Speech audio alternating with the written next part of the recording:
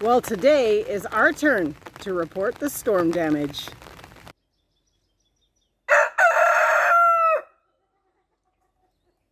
Well, the girls are gonna have a smorgasbord in here. Tree just missed the fence. We're gonna go through here, this other gate. Whoa, that's some lightning. Chris is like, let's go back inside and not die. It's so much cooler out here than it is in the house. But let's go through the gate here and see if I can see it better from the other side. As you can hear, it's still storming quite a bit. Oh, we got an old dead one down.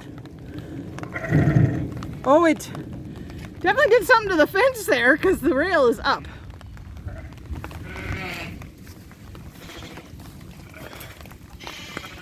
We got one there, not too major, that one. Ooh! Holy cow!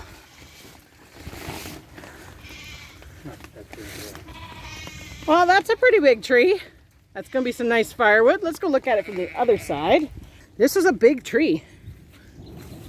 Oh, Mike's got one down too. That's a big one too. Look at that guy. Yep. Just missed the building and the fence. We got lucky there for sure. The girls are heading out to check out what fell in their pen. Uh-oh. Bunny lid's off. We must have had a real good wind. But look at this out here. Just missed our tiller. Just missed all the bunny hutches. Fell right in between two big branches on that one. So I guess this deep shade tree is no longer a deep shade tree. But girls are going to be excited to eat it. These are the babies that were in the hutch that lost its lid. They got really, really wet, as you can see. Hey? And it gave us an opportunity because we actually hadn't even counted how many she'd had. She had 7, and look, she's got 2 of these little cute brown ones. Super cute, 2 bruns. But anyways, this they should be fine. It's a nice, fresh, dry bedding, and there's enough of them there to keep each other warm. So I'm not too concerned. We're going to get these guys back in. At least we noticed this before they'd been all night in the wet. So, whew, don't want them to get dripped on. Get them back into the hutch. So we are standing in what is going to be garden. We were going to till this tomorrow. And you can see the girls are happily working on this newly fallen tree. So I guess we'll be whipping out the chainsaw to get this taken care of. It's a big tree.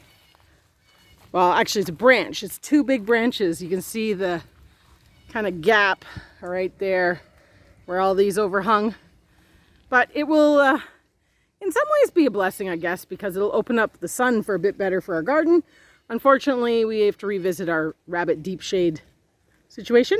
We also had right there, which we're gonna kind of traipse over there after, but you can see another big tree fell down. So, as I was just saying to Chris, at least we'll have a pretty good amount of firewood. You know, the funny thing, this tree here is already split and dying, and it didn't go. The one that you'd want to fall down didn't fall down.